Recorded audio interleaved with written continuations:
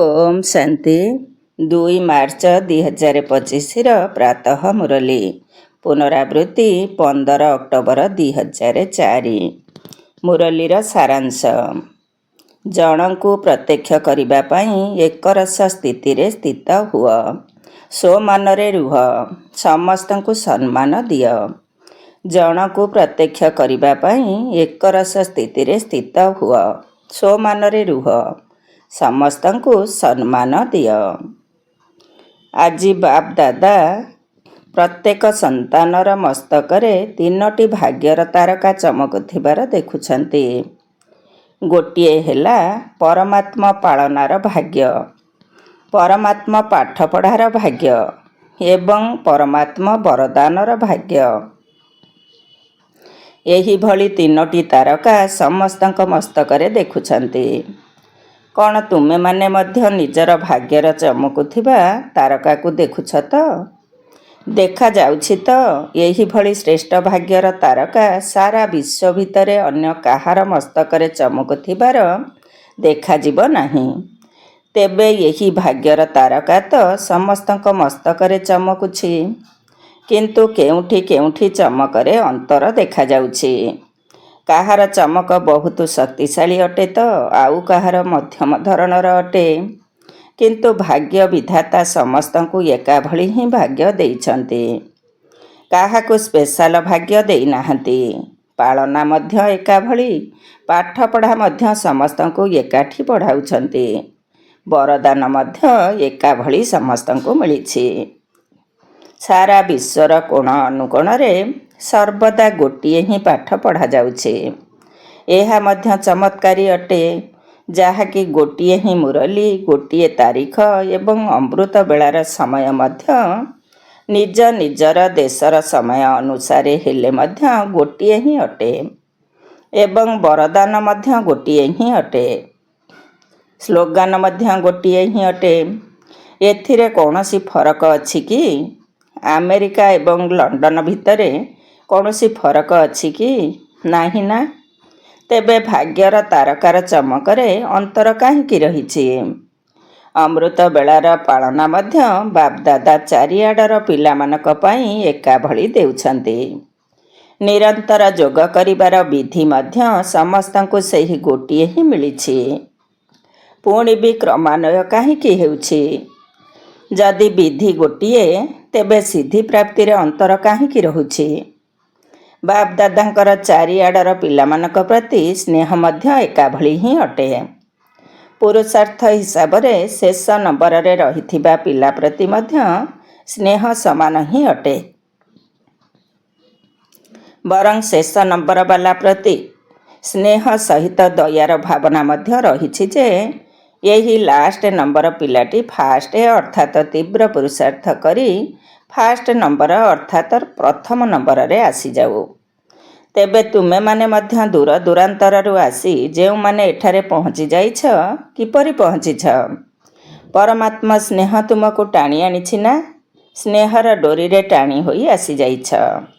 तेणु बाप दादांकर समस्तंक सहित स्नेह रहिछि।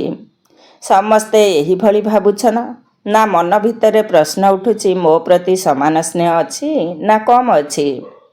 बाप दादांकर स्नेह प्रत्येक संतान प्रति परस्पर ठारू अधिक अटे एवं यही परमात्मा स्नेह ही सबु पिलांक विशेष पालनार आधार अटे।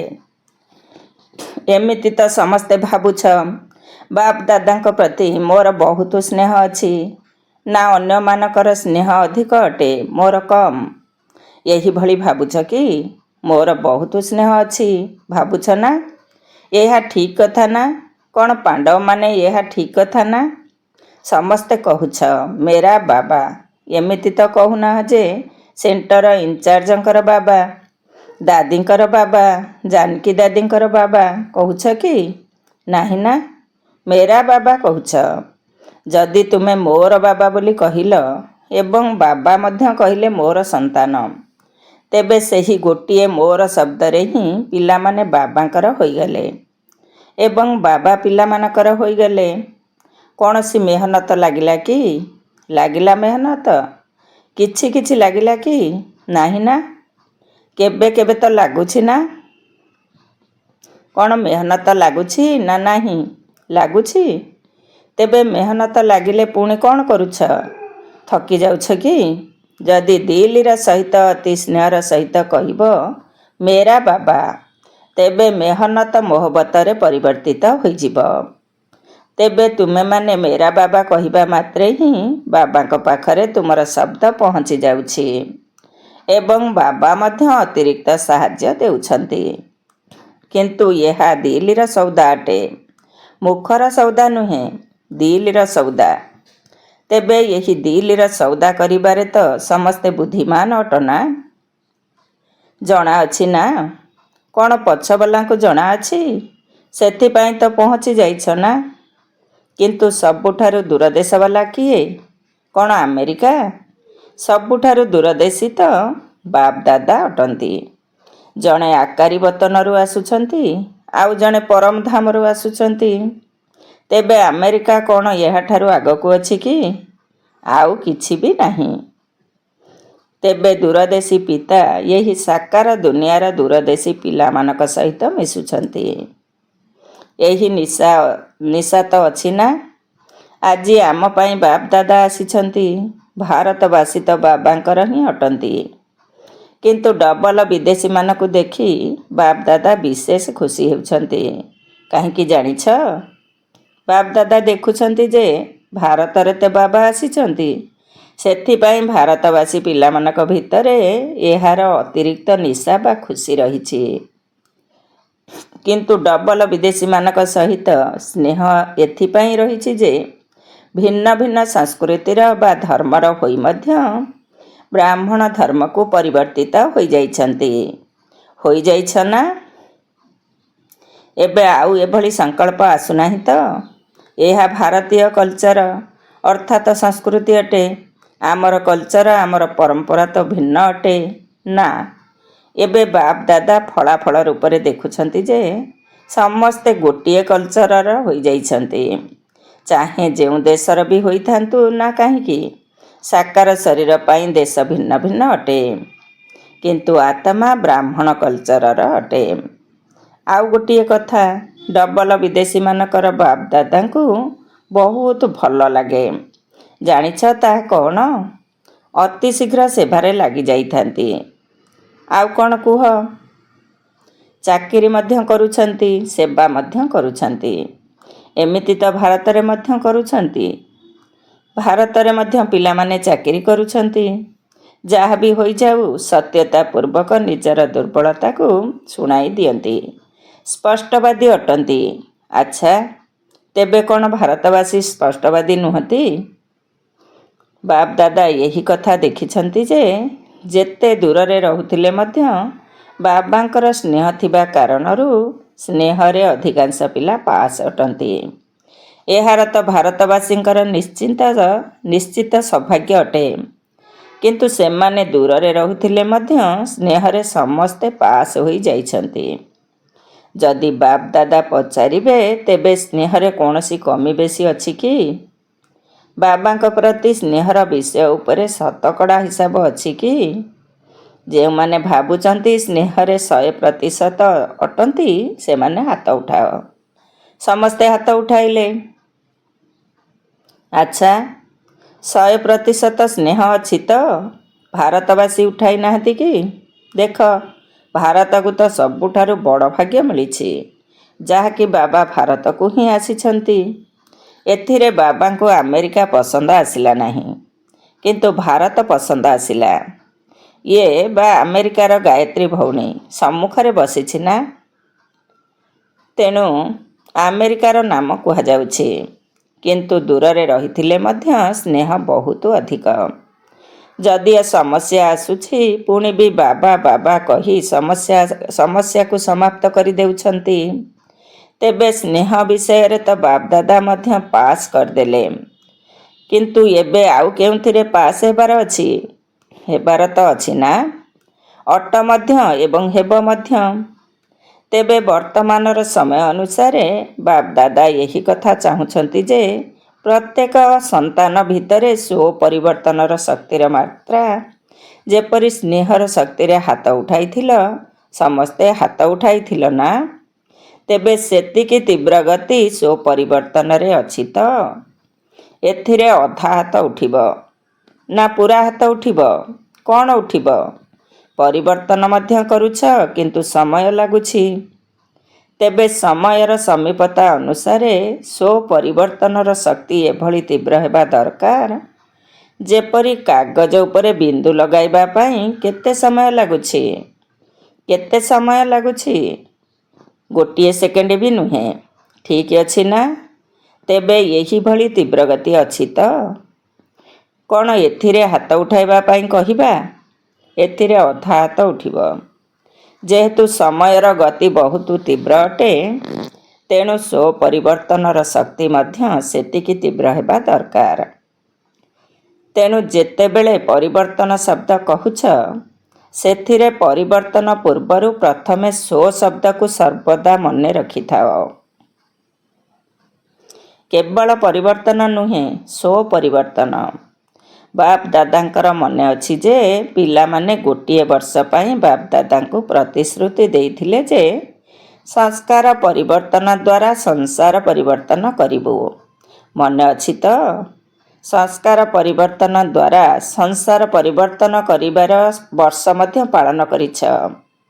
ତେବେ ସଂସାରର ଗତି ତ ଅତି ଆଡ଼କୁ ଯାଉଛି, କିନ୍ତୁ ସଂସ୍କାର ପରିବର୍ତ୍ତନର ଗତି ସେତିକି ତୀବ୍ରବେଗୀ ଅଟେ ତ?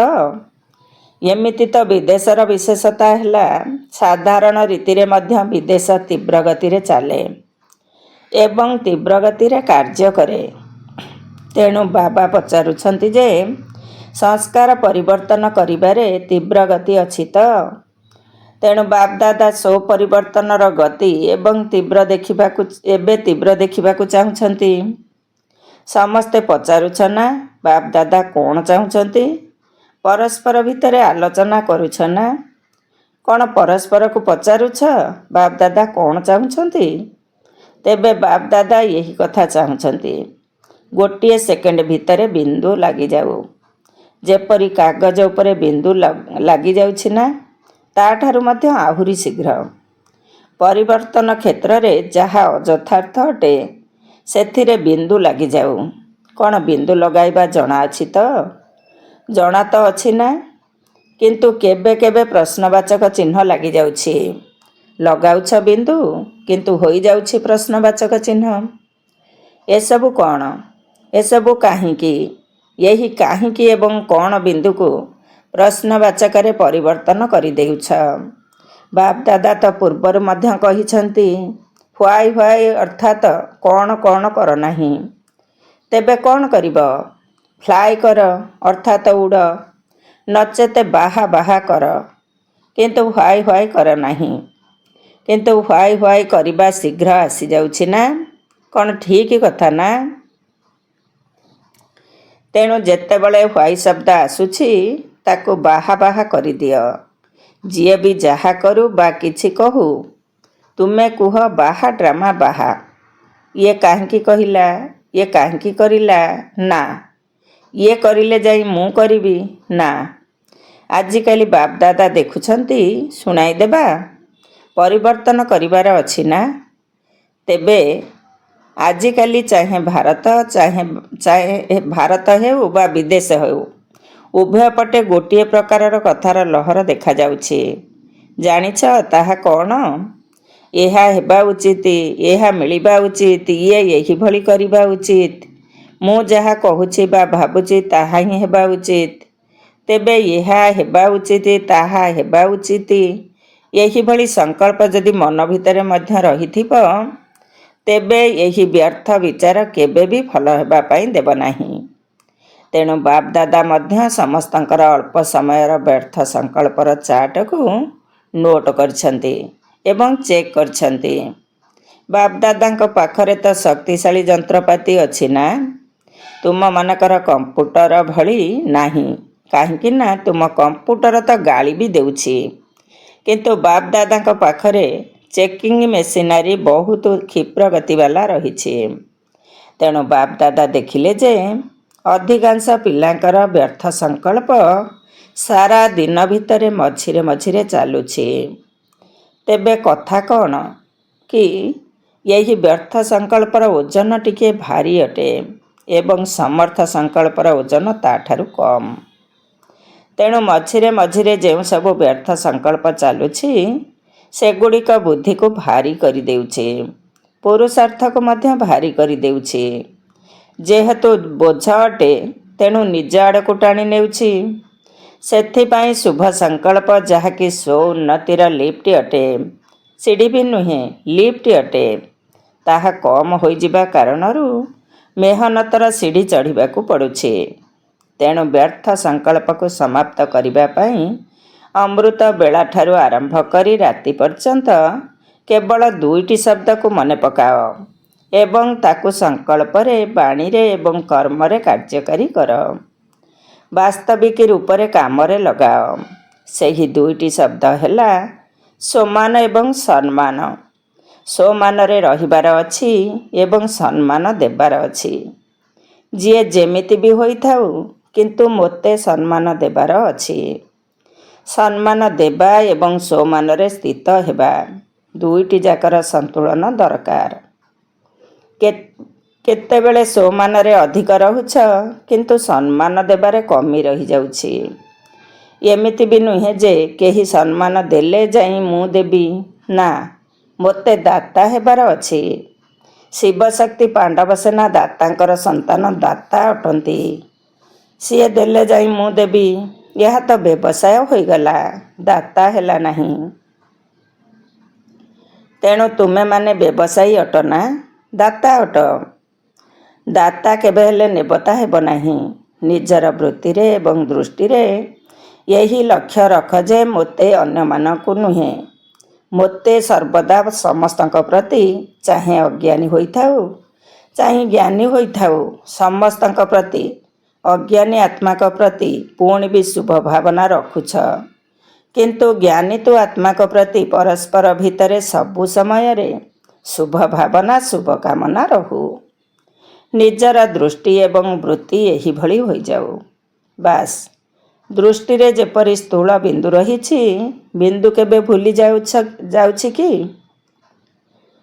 ବିନ୍ଦୁ କେବେ ଲୁଚି ଯାଉଛି କି? ଆଖି ଭିତରୁ ଯଦି ବିନ୍ଦୁ ଚାଲିଯିବ ତେବେ କ'ଣ ହୋଇଯିବ? ଦେଖିପାରିବ? ତେବେ ଯେପରି ଆଖି ଭିତରେ ବିନ୍ଦୁ ସମାହିତ ଅଟେ, ସେହିପରି ଆତ୍ମା ବିନ୍ଦୁ ଏବଂ ବାବା ବିନ୍ଦୁ ମଧ୍ୟ ତୁମ ନୟନରେ ସମାହିତ ହୋଇ ରହିଥାନ୍ତୁ। ଯେପରି ଦେଖିବା ବାଲା ବିନ୍ଦୁ କେବେ ବି ଅଲଗା ହେଉନାହିଁ, ସେହିପରି ଆତ୍ମା ଭିତରେ ବାବାଙ୍କର ସ୍ମୃତି ରୂପକ ବିନ୍ଦୁ ସ୍ମୃତି ପଟଳରୁ, ଦୃଷ୍ଟିରୁ କେବେ ବି ଦୂରେଇ ନ ଯାଉ। ଫଲ ଫାଦର କରିବାର ଅଛି ନା? ତେବେ ବାବାଙ୍କର ଦୃଷ୍ଟିରେ ବା ବୃତ୍ତିରେ ଯେପରି ପ୍ରତ୍ୟେକ ସନ୍ତାନ ପାଇଁ ସ୍ୱମାନ ରହିଛି ଏବଂ ସମ୍ମାନ ରହିଛି, ସେହିପରି ନିଜର ଦୃଷ୍ଟିରେ ଏବଂ ବୃତ୍ତିରେ ସ୍ୱମାନ ବା ସମ୍ମାନ ରହୁ। ସମ୍ମାନ ଦେବା ଦ୍ୱାରା ତୁମ ମନ ଭିତରେ ଯାହା ସବୁ ରହୁଛି, ଇଏ ପରିବର୍ତ୍ତନ ହୋଇଯାଉ, ଇଏ ଏପରି ନ କରୁ, ଇଏ ଏହିଭଳି ହୋଇଯାଉ, ଏସବୁ ଶିକ୍ଷା ଦ୍ୱାରା ହୋଇପାରିବ ନାହିଁ। ବରଂ ସମ୍ମାନ ଦେବା ଦ୍ୱାରା ସେହିଭଳି କରିବାକୁ ଲାଗିବେ। ତୁମର ବୃତ୍ତି ଦ୍ୱାରା ପରିବର୍ତ୍ତନ ହେବେ, କହିବା ଦ୍ୱାରା ହେବେ ନାହିଁ। ତେଣୁ ଏବେ କ'ଣ କରିବ? ସ୍ୱମାନ ଏବଂ ସମ୍ମାନ 2ଟା ଯାକ ମନେ ରହିବ, ନା କେବଳ ସ୍ୱମାନ ମନେ ରହିବ? ତେବେ ଅନ୍ୟକୁ ସମ୍ମାନ ଦେବା ଅର୍ଥ ସମ୍ମାନ ନେବା। କାହାକୁ ବି ସମ୍ମାନ ଦେବା ଅର୍ଥ ନିଜେ ସମ୍ମାନୀୟ ହେବା। ତେବେ ଆତ୍ମିକ ସ୍ନେହର ଲକ୍ଷଣ ହେଲା ଅନ୍ୟର କମିକୁ ନିଜର ଶୁଭ ଭାବନା, ଶୁଭ କାମନା ଦ୍ୱାରା ପରିବର୍ତ୍ତନ କରିବା। ବାପ ଦାଦା ତ ଏବେ ପୂର୍ବ ସନ୍ଦେଶରେ ଜଣାଇଥିଲେ ଯେ ବର୍ତ୍ତମାନ ସମୟରେ ନିଜର ସ୍ୱରୂପକୁ ଦୟାଶୀଳ କର। ଶେଷ ଜନ୍ମରେ ମଧ୍ୟ ତୁମମାନଙ୍କର ଜଡ଼ଚିତ୍ର ଦୟାଶୀଳ ହୋଇ ଭକ୍ତମାନଙ୍କ ଉପରେ ଦୟା କରିଚାଲିଛି। ଯଦି ଚିତ୍ର ଏତେ ଦୟାଳୁ ଅଟେ, ତେବେ ଚୈତନ୍ୟରେ କ'ଣ ନ ହୋଇଥିବ? ଚୈତନ୍ୟ ତ ଦୟାର ଖଣି ହୋଇଥିବ। ତେଣୁ ଏବେ ଦୟାର ଖଣି ହୋଇଯାଅ।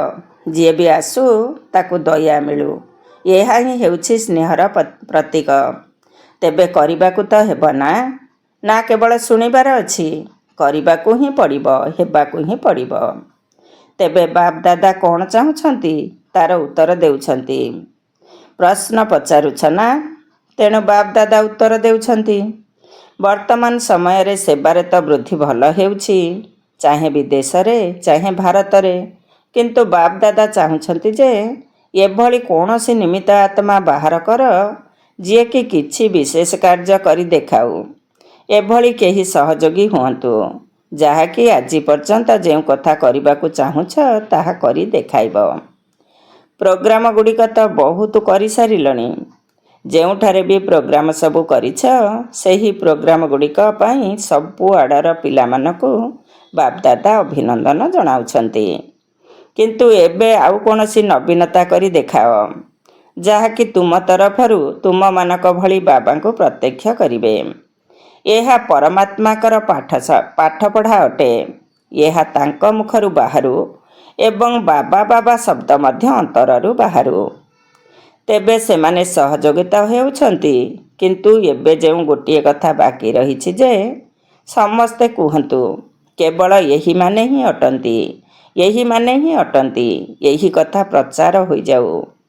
ବ୍ରହ୍ମାକୁମାରୀମାନେ ଭଲ କାମ କରୁଛନ୍ତି ଏବଂ କରିପାରିବେ, ଏକଥା ତ କହୁଛନ୍ତି। କିନ୍ତୁ କେବଳ ଏହିମାନେ ହିଁ ଅଟନ୍ତି ଏବଂ ଏହା ହିଁ ହେଉଛି ପରମାତ୍ମାଙ୍କର ଜ୍ଞାନ। ଏହିଭଳି ବାବାଙ୍କୁ ପ୍ରତ୍ୟକ୍ଷ କରିବାର ଶବ୍ଦ ନିର୍ଭୀକ ଭାବରେ କୁହନ୍ତୁ। ତୁମେମାନେ ତ କହୁଛ ଏହା ପରମାତ୍ମାଙ୍କର କାର୍ଯ୍ୟ, ପରମାତ୍ମା ହିଁ କାର୍ଯ୍ୟ କରାଉଛନ୍ତି। କିନ୍ତୁ ସିଏ କୁହନ୍ତୁ ଯେ ଯେଉଁ ପରମାତ୍ମା ପିତାଙ୍କୁ ସମସ୍ତେ ଡାକୁଛନ୍ତି, ଏହା ତାଙ୍କର ହିଁ ଜ୍ଞାନ। ଏବେ ଏହାର ଅନୁଭବ କରାଅ। ଯେପରି ତୁମ ମନ ଭିତରେ ସବୁ ସମୟରେ କ'ଣ ରହୁଛି? ବାବା ବାବା ବାବା। ଏହିଭଳି କୌଣସି ସଂଗଠନ ବାହାରୁ ଏମାନେ ଭଲ, ଏମାନେ କରିପାରିବେ, ଏପର୍ଯ୍ୟନ୍ତ ତ ଆସିଲେଣି। କିଛିଟା ପରିବର୍ତ୍ତନ ହେଲାଣି, କିନ୍ତୁ ଶେଷ ପରିବର୍ତ୍ତନ ହେଲା ଏହି ଗୋଟିଏ, ଏହି ଗୋଟିଏ, ଏହି ଗୋଟିଏ। ଏହା ସେତେବେଳେ ହେବ ଯେତେବେଳେ ବ୍ରାହ୍ମଣ ପରିବାର ବାଲା ଏକରସ ସ୍ଥିତିବାଲା ହୋଇଯିବେ। ଏବେ ତ ସ୍ଥିତି ବଦଳିବାରେ ଲାଗିଛି। ତୁମମାନଙ୍କର ଏକରସ ସ୍ଥିତି ଏକ ଅର୍ଥାତ୍ ଜଣକୁ ହିଁ ପ୍ରତ୍ୟକ୍ଷ କରିବ। ଏହା ଠିକ୍ କଥା ନା? ତେଣୁ ଡବଲ ବିଦେଶୀମାନେ ଦୃଷ୍ଟାନ୍ତ ହୁଅ। ସମ୍ମାନ ଦେବାରେ ଏବଂ ସୋମାନରେ ରହିବାରେ ଉଦାହରଣ ହୁଅ। ନମ୍ବର ନେଇଯାଅ। ଚାରିଆଡ଼େ ଯେମିତି ମୋହଜିତ ପରିବାରର ଦୃଷ୍ଟାନ୍ତ ଶୁଣାଉଛ ନା? ଯାହାକି ତାଙ୍କର ଚପରାସିଠାରୁ ନୌକର ଚାକର ସମସ୍ତେ ମୋହଜିତ ଥିଲେ। ସେହିପରି ଯେଉଁ ଆଡ଼କୁ ବି ଯାଆନ୍ତୁ, ଆମେରିକା ଯାଆନ୍ତୁ, ଅଷ୍ଟ୍ରେଲିଆ ଯାଆନ୍ତୁ, ସବୁ ଦେଶରେ ଏକରସ ଏକମତ ସୋମାନରେ ରହିବା ବାଲା ଏବଂ ସମ୍ମାନ ଦେବା ବାଲା ଦେଖନ୍ତୁ। ଏଥିରେ ନମ୍ବର ନିଅ। କ'ଣ ନେଇପାରିବ ନା? ଚାରିଆଡ଼ର ବାବାଙ୍କର ନୟନରେ ସମାହିତ ହୋଇଥିବା ନୟନର ଜ୍ୟୋତି ପିଲାମାନଙ୍କୁ, ସର୍ବଦା ଏକରସ ସ୍ଥିତିରେ ସ୍ଥିତ ରହୁଥିବା ପିଲାମାନଙ୍କୁ, ସର୍ବଦା ଭାଗ୍ୟର ତାରକା ଚମକୁଥିବା ଭାଗ୍ୟବାନ ପିଲାମାନଙ୍କୁ, ସର୍ବଦା ସୋମାନ ଏବଂ ସମ୍ମାନକୁ ଏକାଠି ରଖୁଥିବା ପିଲାମାନଙ୍କୁ, ସର୍ବଦା ପୁରୁଷାର୍ଥର ଗତିକୁ ତୀବ୍ର କରୁଥିବା ପିଲାମାନଙ୍କୁ ବାପଦାଦାଙ୍କର ସ୍ନେହ ସମ୍ପନ୍ନ ଶୁଭେଚ୍ଛା, ଆଶୀର୍ବାଦ ଏବଂ ନମସ୍ତେ। ଆମ ଆତ୍ମିକ ସନ୍ତାନମାନଙ୍କର ଆତ୍ମିକ ମାତା ପିତା ବାପଦାଦାଙ୍କୁ ନମସ୍ତେ, ନମସ୍ତେ ଏବଂ ସୁପ୍ରଭାତ। ବରଦାନ। ସଚ୍ଚା ସାଥୀଙ୍କର ସଙ୍ଗରେ ରହୁଥିବା ସମସ୍ତଙ୍କଠାରୁ ଭିନ୍ନ ନିର୍ମୋହୀ ଆତ୍ମା ହୁଅ। ସଚ୍ଚା ସାଥୀଙ୍କର ସଙ୍ଗରେ ରହୁଥିବା ସମସ୍ତଙ୍କଠାରୁ ଭିନ୍ନ ନିର୍ମୋହୀ ଆତ୍ମା ହୁଅ। ଡିଟେଲ୍ସ। ପ୍ରତିଦିନ ଅମୃତ ବେଳାରେ ସର୍ବସମ୍ବଧର ସୁଖ ବାପଦାଦାଙ୍କଠାରୁ ଗ୍ରହଣ କରି ଅନ୍ୟମାନଙ୍କୁ ଦାନ କର। ନିଜେ ସର୍ବସୁଖର ଅଧିକାରୀ ହୁଅ ଏବଂ ଅନ୍ୟମାନଙ୍କୁ ମଧ୍ୟ କର। କୌଣସି ବି କାର୍ଯ୍ୟରେ ସାକାର ସାଥୀ ମନେ ନ ପଡ଼ନ୍ତୁ, ପ୍ରଥମେ ବାବାଙ୍କର ହିଁ ସ୍ମୃତି ଆସୁ। କାହିଁକି ନା ତୁମର ସଚ୍ଚା ମିତ୍ର ବାବା ହିଁ ଅଟନ୍ତି।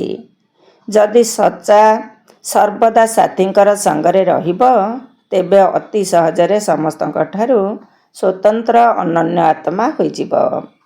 ଯେଉଁମାନେ ସର୍ବସମ୍ବଧରେ ପ୍ରତ୍ୟେକ କାର୍ଯ୍ୟରେ ଏକମାତ୍ର ବାବାଙ୍କୁ ହିଁ ମନେ ପକାଇଥାନ୍ତି, ସେମାନେ ସହଜରେ ନିର୍ମୋହୀ ହୋଇଯାଆନ୍ତି।